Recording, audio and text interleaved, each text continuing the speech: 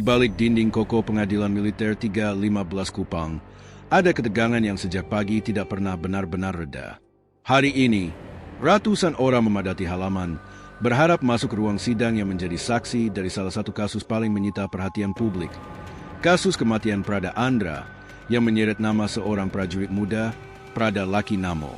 Namun sebelum pintu ruang sidang terbuka, suasana justru lebih mencekam. Pengamanan diperketat, pemeriksaan ditambah, dan setiap pengunjung harus melewati prosedur ketat yang tidak biasa. Letkol CHK Joko Trianto, Humas Pengadilan Militer Kupang, memastikan tidak ada celah pun yang bisa memicu keributan. Semua diperiksa, tas, saku, hingga identitas. Karena hari ini bukan sidang biasa. Ini adalah sidang tuntutan, tahap yang menentukan arah masa depan Prada Laki, dan membuka luka lama bagi keluarga korban. Ketika auditor militer bersiap membacakan tuntutan, ketika keluarga kedua belah pihak duduk hanya beberapa meter saling berhadapan, dan ketika emosi mencapai titik didihnya, Pengadilan Militer Kupang berubah dari gedung biasa menjadi arena yang penuh ketegangan, di mana setiap detik terasa seperti menunggu sesuatu meledak. Inilah suasana mencekam.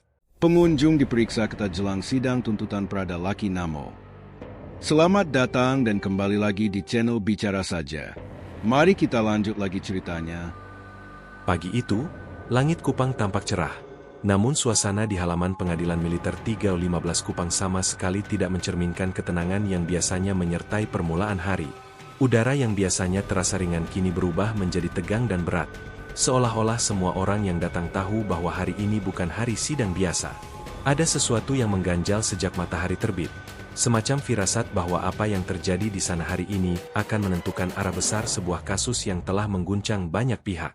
Sejak pukul 6.45 WITA, beberapa kendaraan pribadi mulai memasuki area parkir. Para pengunjung turun perlahan, satu persatu, sambil melirik ke sekitar, mencari tahu apakah situasi benar-benar seketat yang diberitakan. Di dekat pintu gerbang utama, puluhan anggota polisi militer, Pomdam 9 Udayana, sudah tampak berjaga rapi. Mereka berdiri berbaris, memantau setiap orang yang lewat. Tak ada satupun titik buta yang tidak diawasi. Di antara kerumunan itu, hadir sosok yang sejak awal terlihat sangat menonjol. Letkol CHK Joko Trianto, SH, Humas Pengadilan Militer 315 Kupang. Tubuhnya tegap, wajahnya serius, dan langkahnya cepat, menandakan bahwa ia sudah bersiap menghadapi hari yang panjang. Joko bukan hanya bertanggung jawab memberi keterangan pers, namun hari itu ia juga memastikan bahwa seluruh protokol keamanan berjalan sesuai standar. Pagi, mari tertib jalur masuk. Mohon persiapkan identitas, ujar seorang petugas bernama Sertu Daniel, yang hari ini bertugas sebagai pemeriksa awal. Sosok Daniel akan menjadi salah satu wajah yang sering terlihat dalam rangkaian sidang ini, karena ia termasuk tim keamanan inti yang jarang berpindah shift. Di sisi lain, para keluarga korban maupun keluarga terdakwa mulai berdatangan. Salah satu yang pertama hadir adalah Maria Namo, kakak dari mendiang Prada Laki Namo. Wajahnya terlihat sembab, seolah tak pernah benar-benar pulih dari rasa kehilangan. Ia ditemani suaminya, Berto, yang memegang lengannya sepanjang perjalanan masuk. Kita hanya ingin mendengar apa yang dituntut hari ini, RI, apapun itu, semoga adil, ucap Berto pelan. Maria hanya mengangguk, matanya menatap lurus ke depan, ke arah gedung pengadilan yang berdiri kokoh dengan dinding putih dan bendera merah putih yang berkibar anggun namun terasa suram di pagi itu. Tak jauh dari mereka, tampak beberapa prajurit yang diduga kerabat dari pihak lain dalam kasus ini. Mereka berbaju sipil, namun sikap dan cara mereka berdiri sangat khas. Punggung tegak, pandangan waspada, tangan selalu siaga. Nama-nama mereka belum disebutkan, namun kehadiran mereka jelas mempertebal ketegangan. Menjelang pukul 7.15 WITA, alur pemeriksaan mulai diberlakukan. Para pengunjung diarahkan masuk melalui 2 titik pemeriksaan ketat. Sebagian tampak terkejut karena hari ini tidak seperti biasanya. Setiap tas diperiksa secara detail. Bahkan dompet pun harus dibuka untuk memastikan tidak ada benda terlarang. Senter kecil, tolong keluarkan. Powerbank dicek. Semua alat elektronik harus ditunjukkan, ujar Koptu Randy, yang bertugas di pos pemeriksaan kedua. Seorang pria paruhbaya yang tidak terbiasa dengan pemeriksaan seperti itu tampak sedikit kesal.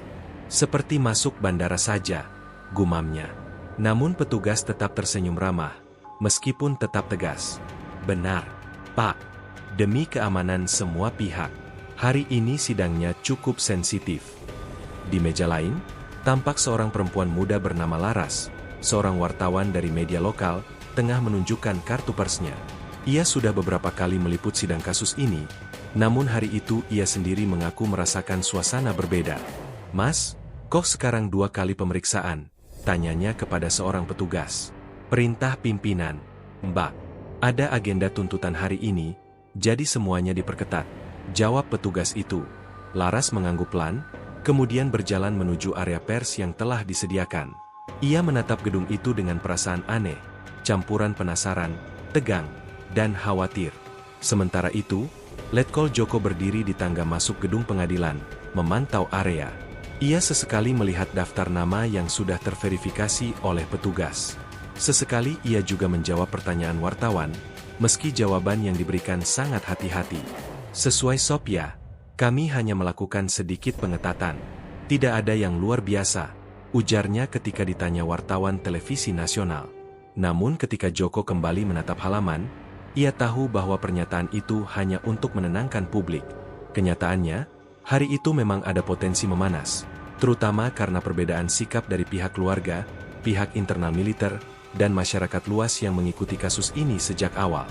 Di bawah pohon mangga di sisi kiri gedung, sekelompok warga duduk sambil menunggu giliran diperiksa. Mereka tidak semuanya keluarga, sebagian hanya penasaran dan ingin tahu perkembangan kasus Pradalaki, seorang prajurit muda yang meninggal dalam keadaan penuh tanda tanya. "Betapung perasaan, pasti ramai nih sidang," ujar seorang pria berusia 50 tahun bernama Om Jeffrey, warga lokal yang sudah beberapa kali datang mengikuti sidang. Di sebelahnya, seorang pemuda bernama Ardan, yang mengaku teman lama Laki saat sekolah, terlihat menunduk. Ia memegang selembar foto Laki dalam balutan PDH TNI. "Kasihan dia. Hari ini semoga semua terbuka," katanya lirih. Pukul 7.45 WITA, area masuk kembali dipadati orang. Meski begitu, proses pemeriksaan berjalan tertib. Para petugas betul-betul memastikan tidak ada gangguan. Bahkan wartawan pun hanya diperbolehkan membawa alat tertentu yang sudah sesuai aturan. Tidak lebih. Di dekat pintu masuk utama, seorang petugas bernama Serka Alphonse memeriksa kembali daftar siapa saja yang diizinkan masuk ke ruang sidang. Ia harus memastikan tidak ada penyusup atau orang yang tidak berkepentingan. Perintah jelas, hari ini tidak boleh ada celah. Di tengah proses itu, seorang ibu paruh baya tiba sambil terisak. Ia adalah Mama Elis, salah satu kerabat mendiang Laki. Ia memohon untuk masuk. "Tolong, saya hanya ingin dengar apa yang dituntutkan untuk anak itu," katanya. Petugas sempat bingung, namun setelah dicek namanya ada dalam daftar keluarga, Mama Elis diperbolehkan masuk, meskipun tetap melalui pemeriksaan ketat.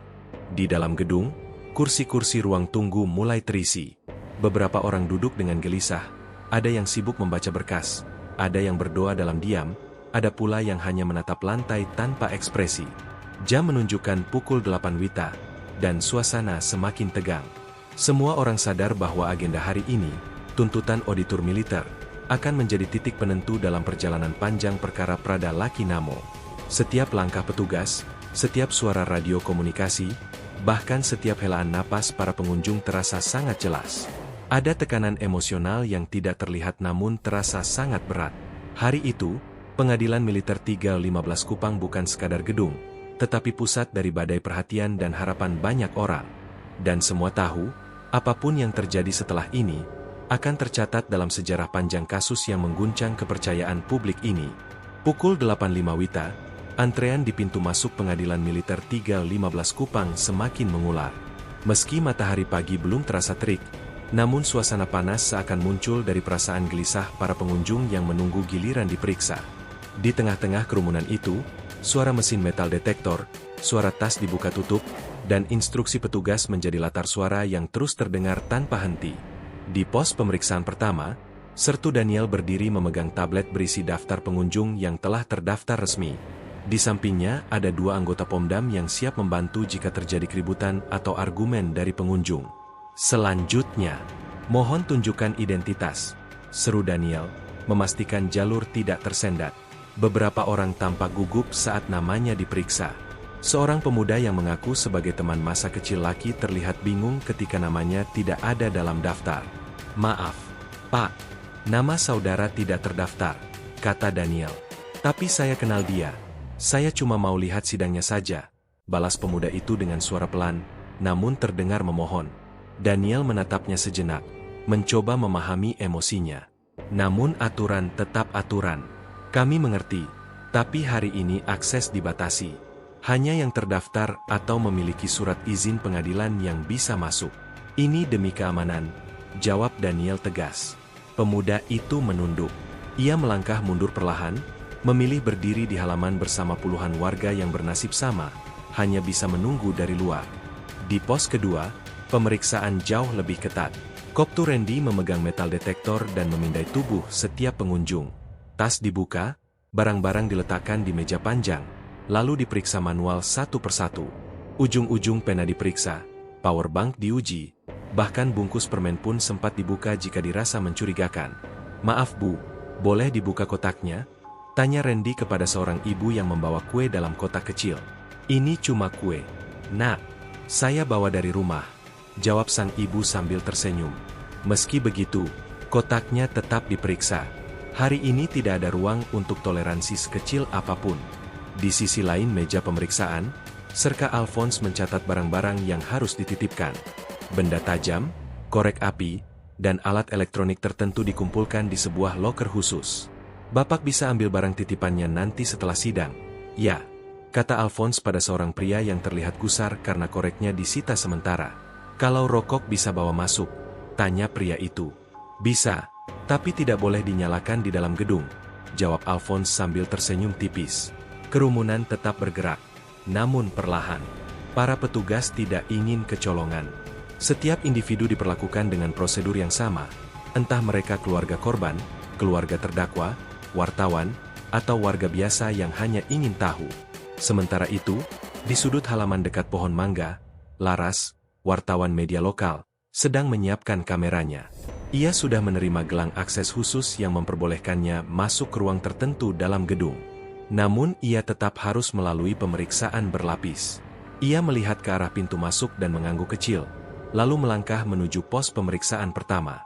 Namun langkahnya terhenti ketika ia melihat Maria Namo, kakak Pradalaki, sedang duduk sambil menunduk. "Embe kakak, Maria, sudah masuk?" tanya Laras pelan. Maria mengangkat wajahnya. Matanya merah, tapi ia berusaha tersenyum. "Belum, masih tunggu panggil. Adik beta hari ini akan dengar apa tuntutannya." Laras mengetahui hubungan emosional Maria dengan adiknya sangat kuat. Ia tak ingin mengusik lebih jauh. Ia hanya menepuk pelan bahu Maria sebelum melanjutkan langkah. Di dekat pintu masuk ruang tunggu, Letkol CHK Joko Trianto berdiri sambil memantau proses. Sesekali ia mengecek jam tangan, sesekali ia berbicara melalui HT, memastikan tidak ada hambatan. Beberapa wartawan menghampirinya. "Pak Joko, apakah ada potensi kericuhan hari ini? Mengapa pengamanan diperketat sedemikian rupa?" tanya salah satu wartawan televisi. Joko menatapnya dengan penuh perhitungan. Ia ingin menjaga ketenangan publik, namun tidak ingin memberi kesan bahwa pihak pengadilan sedang panik. "Ini hanya pemeriksaan standar yang kami tingkatkan sedikit karena agenda sidang hari ini cukup penting. Tidak ada indikasi kericuhan, tetapi kami tetap mengantisipasi. Semua untuk keamanan dan kenyamanan pengunjung," jawabnya. "Berarti ada kemungkinan banyak masa datang?" tanya wartawan lain. Joko menarik napas. "Kami sudah memperhitungkan jumlah pengunjung. Semua akan tetap terkendali." Ia kemudian melangkah pergi, menunjukkan bahwa wawancara selesai. Antrean bergerak perlahan. Beberapa orang mulai kehilangan kesabaran. "Aduh, lama benar ini. Sudah hampir setengah jam beta berdiri," keluh seorang bapak tua, Om Jeffrey, yang dikenal suka mengikuti jalannya sidang. "Memang begitu, Om. Hari ini sidang tuntutan. Semua orang mau masuk," ujar Ardan di sampingnya, mencoba menenangkan. Namun Om Jeffrey tetap menggerutu kecil. Ia menatap gedung besar itu dengan wajah lelah, namun semangatnya tidak luntur. Ia ingin sekali menyaksikan kelanjutan kasus yang menyita perhatian seluruh kota ini. Tepat pukul 8.30 WITA, terjadi sedikit kegaduhan kecil di pintu pemeriksaan pertama. Seorang pria berusia sekitar 40 tahun, berpakaian rapi, bersikeras ingin masuk meski namanya tidak ada dalam daftar. "Saya dari organisasi pemerhati hukum. Saya berhak masuk memantau," teriak pria itu. Sertu Daniel tetap tenang. "Maaf Pak, aturan hari ini sudah jelas. Jika tidak terdaftar, Anda tidak bisa masuk. Mohon tenang." Pria itu tampak makin emosi. "Ini pengadilan publik. Anda tidak bisa seenaknya membatasi." Beberapa pengunjung mulai menoleh, suasana mulai memanas. Namun sebelum situasi membesar, Letkol Joko datang menghampiri. Dengan suara tenang namun penuh wibawa, ia berkata, "Bapak, aturan ini untuk semua. Jika Anda ingin memantau sidang, Bapak bisa mengajukan permohonan resmi. Untuk hari ini, tidak ada pengecualian." Pria itu kehilangan momentum. Ia akhirnya mundur, meski masih terlihat kesal. Di dalam gedung, kursi ruang tunggu sudah hampir penuh. Orang-orang duduk dalam diam, menunggu aba-aba berikutnya dari petugas. Jam menunjukkan pukul 8.45 WITA. Sidang diperkirakan dibuka pukul 9 WITA. Ketegangan mulai terasa menusuk. Bahkan suara langkah petugas pun terdengar berbeda. Lebih cepat, lebih terfokus. Maria menggenggam erat tas kecilnya. Ardan memandangi lantai sambil menahan napas. Laras mengecek kameranya berkali-kali. Om Jeffrey memejamkan mata seolah berdoa. Semua orang tahu bahwa setelah seluruh proses pemeriksaan ketat ini, mereka akan menyaksikan salah satu momen paling penting dalam perjalanan panjang kasus Prada Laki Namo. Hari ini bukan hari biasa, dan semua orang merasakannya. Ruang tunggu Pengadilan Militer 315 Kupang terasa semakin sesak. Udara dingin dari pendingin ruangan tidak cukup menenangkan suasana yang sejak awal sudah penuh tekanan. Jam dinding menunjukkan pukul 8.55 WITA, 5 menit sebelum sidang agenda tuntutan Prada Laki Namo akan dimulai. Namun hingga detik itu, tidak ada satupun orang yang benar-benar terlihat siap. Para pengunjung duduk dalam diam, tetapi mata mereka bergerak ke segala arah. Ada yang menatap pintu ruang sidang yang masih tertutup rapat, ada yang menatap petugas yang mondar-mandir, dan ada pula yang hanya menatap lantai, mencoba mengatur napas yang terasa semakin berat. Di antara kerumunan itu, Maria Namo duduk dengan tangan saling menggenggam erat. Jari-jarinya bergetar, sementara matanya sesekali menatap foto adiknya, mendiang Prada Laki, yang disimpan rapi di dalam dompet kecil. Di sampingnya, suaminya Berto mencoba menenangkan, meski ia sendiri tampak gusar. "Kak, apapun yang terjadi hari ini, kita hadapi sama-sama," ucap Berto pelan. Maria mengangguk, tetapi suaranya tercekat saat menjawab, "Beta hanya mau keadilan, itu saja." Di seberang ruangan, wartawan Laras terus memantau situasi. Ia melihat kamera dan memastikan baterainya penuh. Meski ia sudah terbiasa meliput sidang-sidang panas, namun hari ini terasa berbeda. Lebih berat, lebih menekan, lebih emosional. "Mas Alphonse," panggilnya pelan kepada Serka Alphonse, yang sedang berdiri tak jauh dari pintu. "Ya, Mbak Laras," tanya Alphonse. "Ada info kapan kita akan dipersilakan masuk untuk sesi liputan awal?" "Setelah majelis hakim masuk. Biasanya 5 menit setelah sidang dibuka. Tapi tergantung keputusan ketua majelis." Laras mengangguk. "Baik, Mas." Namun sebelum ia bisa kembali fokus ke kameranya, suara kecil terdengar dari ujung ruangan. Suara Ishak. Mama Elis, kerabat mendiang Laki, tampak mulai menangis. Raut wajahnya penuh beban emosional. Seorang perempuan muda bernama Nia, sepupu Laki, segera mendekat dan memeluknya. "Mama, sabar dulu. Nanti kalau sudah mulai, kita dengar baik-baik," ucap Nia sambil mengusap bahunya. Mama Elis menarik napas gemetar. Beta tidak bisa tahan. Beta teringat waktu terakhir lihat Laki. Beta rasa belum selesai bicara deng dia. Hari ini, beta mau dengar apa yang dituntut." Nia hanya mengangguk sambil menahan air mata. Suasana ruangan semakin emosional. Bahkan beberapa pengunjung lain ikut menundukkan kepala, berusaha menahan gejolak yang mulai menghentak. Di dekat pintu utama ruang sidang, Sertu Daniel menerima arahan baru melalui HT. "Semua unit, bersiap. Majelis hakim akan tiba dalam 3 menit. Pengunjung diminta tetap di tempat. Daniel menegakkan badan. Baik, Komandan. Kami siap. Ia menoleh ke Alphonse. Kita mulai pengaturan masuk setelah mereka lewat. Alphonse mengangguk singkat. Tepat pada pukul 8.58 WITA, suara sepatu berderap terdengar dari lorong. Langkah tegas, teratur, dan menandakan wibawa unit militer. Sejumlah tatapan langsung tertuju ke arah pintu kaca besar yang memisahkan ruang tunggu dan lorong hakim. Beberapa detik kemudian, pintu itu terbuka. Masuklah 3 orang majelis hakim, dipimpin oleh Letkol CHK Darius Wicaksono, seorang hakim senior yang dikenal tegas dan tanpa kompromi. Di belakangnya, 2 hakim anggota mengikuti dengan langkah yang tak kalah berwibawa. Semua pengunjung refleks berdiri. Sunyi, sangat sunyi. "Selamat pagi," ujar Letkol Darius singkat sebelum melangkah memasuki ruang sidang. Tanpa menunggu, 2 petugas menutup kembali pintu ruang sidang. Suasana kembali mencekam. "Baik, seluruh pengunjung diminta tidak berkerumun. Kami akan memanggil nama-nama sesuai daftar masuk," kata Alphonse dengan suara lantang. Namun sebelum daftar dibacakan, sebuah suara keras terdengar dari bagian belakang ruang tunggu. "Ini tidak adil. Kenapa kami tidak boleh lihat penuh? Ini kasus publik." Semua orang menoleh. Seorang pria berkemeja putih, yang sebelumnya sudah terlihat gelisah, kini berdiri dengan wajah marah. Namanya Armin, seorang aktivis lokal yang mengaku ingin memantau jalannya persidangan. "Kami punya hak.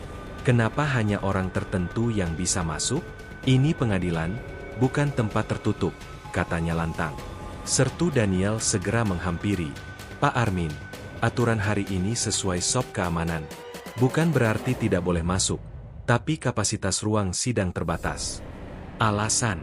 Semua alasan," bentaknya. Situasi mulai panas. Beberapa pengunjung lain mulai berdiri, khawatir akan ada keributan. Laras, yang melihat itu, langsung menyiapkan kameranya. Namun ia tidak merekam, karena takut memanaskan keadaan.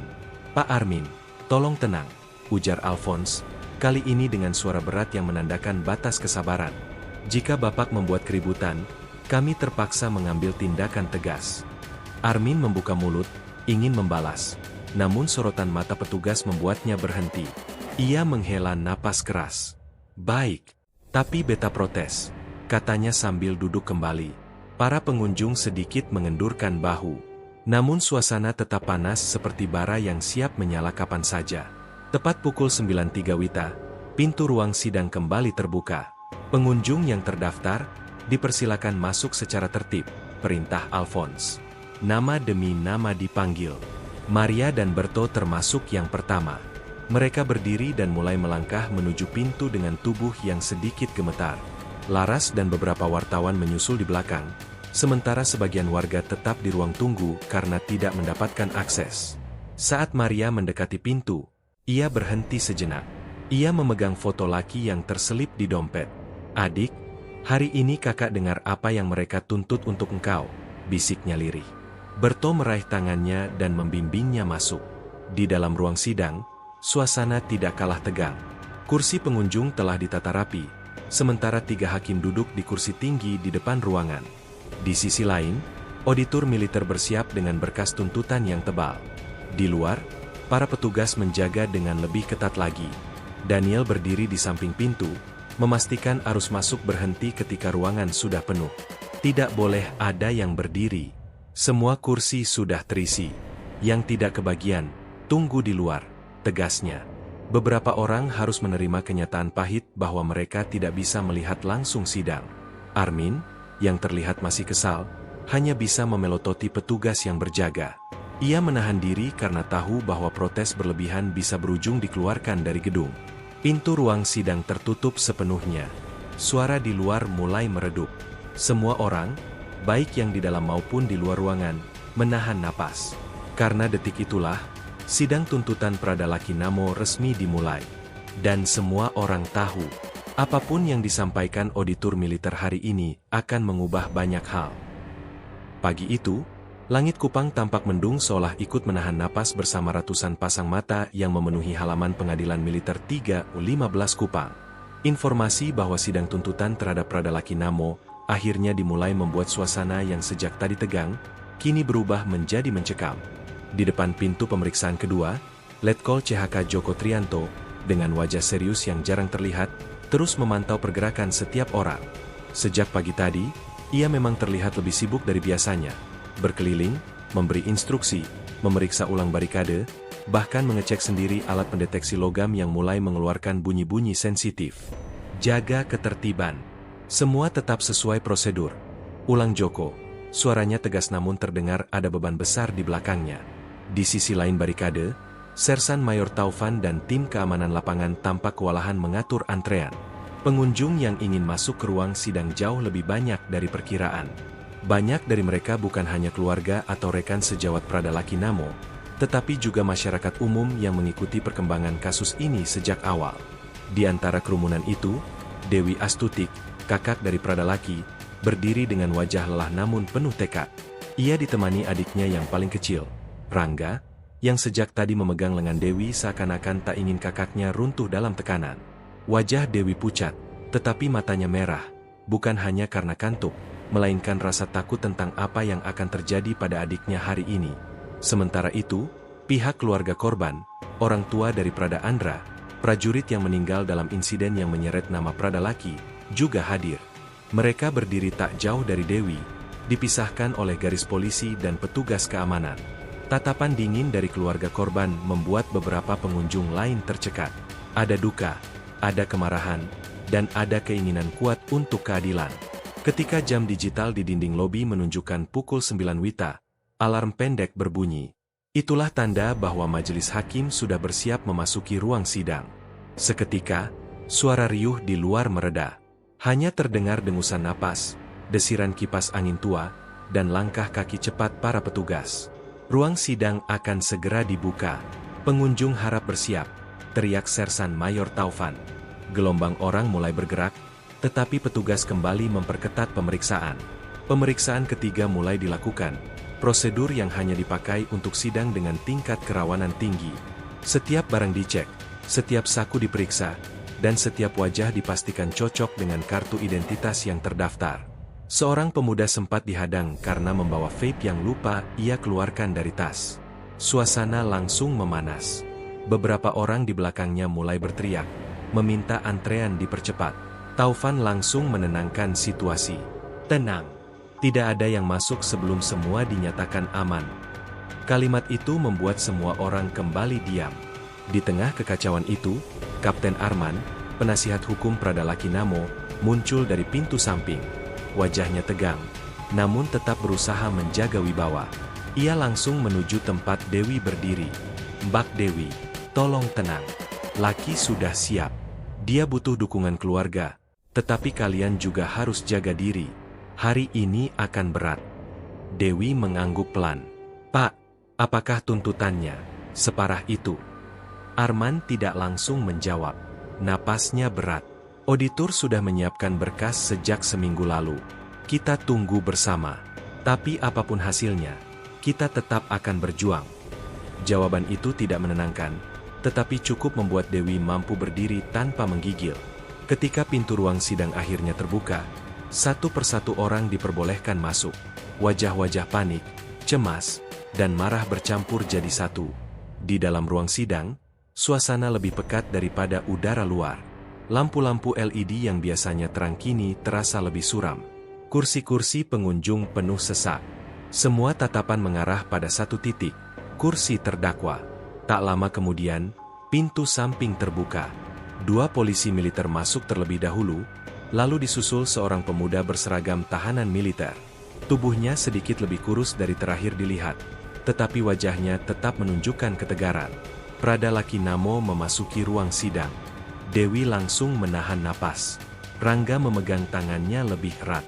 Beberapa orang mulai berbisik, sementara jurnalis yang mendapatkan izin terbatas langsung mengangkat kamera mereka.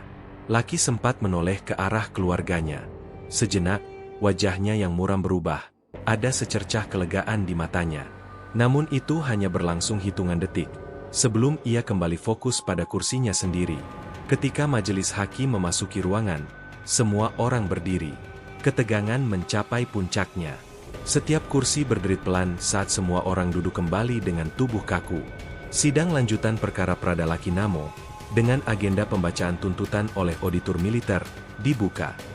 Suara Hakim Ketua, Kolonel CHK Sumarjono, menggema memenuhi ruangan. Hening. Sunyi. Seolah seluruh dunia berhenti bergerak. Auditor berdiri perlahan. Ia membuka berkas tebal berlogo negara, mengatur kacamatanya, dan menatap seluruh ruangan sebelum membaca. Dengan ini, kami, auditor militer, menyampaikan tuntutan terhadap terdakwa Prada Laki Namo. Ruang sidang seperti membeku. Dewi menunduk. Rangga menutup mulutnya. Beberapa pengunjung mulai menangis bahkan sebelum tuntutan dibacakan sepenuhnya. Dan di tengah semua itu, Letkol Joko Trianto berdiri dengan kedua tangan terkunci di belakang punggungnya, memperhatikan setiap sudut ruangan. Tidak hanya sebagai pejabat humas, tetapi sebagai orang yang bertanggung jawab menjaga agar sidang hari ini tidak berubah menjadi kericuhan besar. Sementara itu, Laki duduk tegak, menatap ke depan tanpa berkedip. Apapun yang akan ia dengar, ia tahu ini adalah momen yang menentukan seluruh hidupnya. Sidang tuntutan telah dimulai. Dan suasana di Pengadilan Militer 3U15 Kupang kini benar-benar menggantung antara harapan, ketakutan, dan luapan emosi yang hampir meledak kapan saja. Ruang sidang Pengadilan Militer 3U15 Kupang terasa semakin menyempit seiring detik yang berjalan. Udara yang sejak pagi sudah berat kini seperti menekan dada setiap orang yang duduk di dalam ruangan itu. Saat auditor militer, Mayor CHK Rimbawa, memegang berkas tuntutan dengan kedua tangannya, tidak satupun pengunjung berani mengeluarkan suara. Bahkan napas pun terdengar seperti pelan. Semua menunggu. Di barisan kiri, Dewi Astutik duduk dengan tubuh kaku, kedua tangannya saling menggenggam erat hingga buku-bukunya memutih. Di sebelahnya, Rangga menundukkan kepala, menutup mata seolah ingin lari dari kenyataan yang sebentar lagi akan mereka hadapi. Di seberang ruangan itu, keluarga almarhum Prada Andra juga bersiap. Tatapan seorang ibu yang kehilangan anaknya membuat suasana semakin menyayat hati. Letkol CHK Joko Trianto berdiri di dekat pintu. Meski ia adalah humas pengadilan, hari ini ia berfungsi seperti komandan keamanan. Matanya tidak pernah diam, memantau wajah-wajah tegang yang sudah berada di ambang ledakan emosi. Ia tahu, apapun isi tuntutan nanti, reaksi massa bisa sulit dikendalikan. Mayor Rimbawa membuka kalimatnya perlahan. Setelah mempertimbangkan seluruh fakta persidangan, setelah mendengarkan keterangan saksi-saksi, setelah meninjau kembali alat bukti dan hasil pemeriksaan penyidikan, setiap kata terasa seperti palu godam. Dewi merasa kakinya gemetar. Rangga menelan ludah keras-keras. Laki, yang duduk di kursi terdakwa, hanya dia menatap meja kayu di depannya. Ia terlihat jauh lebih tenang daripada semua orang di ruangan itu, tetapi hatinya pasti jauh lebih kacau. Mayor Rimbawa melanjutkan, suaranya tegas namun berat. Kami, auditor militer, menuntut bahwa Prada Laki Namo dinyatakan bersalah. Seketika ruangan bergemuruh kecil, namun Hakim Ketua langsung mengetuk meja, memerintahkan semua untuk diam. Suasana kembali menegang seperti tali yang ditarik terlalu keras. Dan oleh karenanya, menuntut terdakwa Prada Laki Namo dengan hukuman. 1, 2, 3 detik berlalu. Detik-detik yang terasa seperti seabad. Pidana penjara selama. Dewi menutup mulutnya. Rangga berhenti bernapas. Seluruh ruangan condong ke depan, menunggu angka yang akan mengubah hidup seseorang. 4 tahun penjara, serta pemecatan dari dinas keprajuritan. Hening. Hening yang sangat dingin dan mematikan. Hening yang begitu lama hingga beberapa orang tak sadar sedang menangis tanpa suara. Lalu, tangis pecah. Seorang wanita dari keluarga korban jatuh pingsan. 2 anggota keluarga lainnya langsung memeluknya sambil menangis. Entah karena lega atau karena luka lama kembali tersayak. Dari sisi lain, Dewi langsung roboh ke kursi. Rangga memeluk kakaknya erat-erat, sementara bahunya bergetar hebat. Tidak, tidak. Laki, bisik Dewi, suaranya patah-patah. Laki menundukkan kepalanya. Dari jauh, terlihat kedua matanya berkaca-kaca. Bibirnya bergetar, tetapi ia menahannya. Ia prajurit. Ia diajarkan untuk tegar. Namun hari ini, tegar rasanya sulit. Suasana mulai tak terkendali. Beberapa orang dari pihak keluarga berbeda saling berteriak. Emosi memuncak. Ada yang tidak puas, ada yang merasa tuntutan terlalu ringan, ada pula yang merasa terlalu berat. Tolong tenang. Ini ruang sidang. Letkol Joko Trianto mengangkat suaranya, tetapi tidak cukup keras untuk meredakan semua. Di sisi kanan ruangan, Kapten Arman, penasihat hukum Laki, berdiri dan menepuk bahu kliennya perlahan. Laki, ini belum vonis. Kita masih punya ruang pembelaan. Kamu kuat. Ya. Laki hanya mengangguk. Air matanya jatuh satu. Cepat ia usap. Namun Dewi melihatnya. Dan itu membuat tangis Dewi pecah semakin kuat. Majelis hakim mengetuk palu. Sidang diskors 15 menit untuk memberikan kesempatan kepada pihak-pihak menenangkan diri. Namun tidak ada yang benar-benar tenang. Beberapa pengunjung mulai ingin keluar, tetapi petugas belum mengizinkan karena situasi terlalu panas. Letkol Joko segera memerintahkan tambahan personel polisi militer dan staf keamanan internal. Mereka membuat barisan hidup agar tidak ada kericuhan. Dewi berdiri perlahan, langkahnya goyah. Ia ingin melihat adiknya dari dekat. Namun sebelum ia mendekat, dua petugas menahan. Maaf, Mbak. Tunggu jeda selesai, ujar seorang petugas. Sebentar saja, saya kakaknya. Suaranya lirih, hampir putus. Laki melihat ke arahnya. Untuk pertama kalinya, ia membuka suara sejak tuntutan dibacakan. Mbak, aku nggak apa-apa. Ucapan itu sederhana, tetapi membuat Dewi runtuh kembali dalam pelukan adiknya. Di pojok ruangan, seorang jurnalis yang mendapat izin terbatas menurunkan kameranya. Wajahnya juga tegang. Hari ini bukan hanya tentang tuntutan hukum, tetapi tentang manusia, duka, keluarga, dan hidup yang berubah selamanya. Letkol Joko menarik napas panjang. Kita masih harus melewati putusan hakim, dan itu pasti akan lebih berat dari hari ini. Benar. Tuntutan ini barulah pemicu. Sidang putusan, yang akan menentukan masa depan Laki sepenuhnya, masih menunggu di depan. Namun satu hal pasti, Pengadilan Militer 3U15 Kupang akan kembali menjadi pusat perhatian, kembali dijaga seketat hari ini, dan kembali dipenuhi emosi yang siap meledak kapan saja. Karena drama ini belum selesai. Masih ada hari, dan nasib, yang harus diputuskan.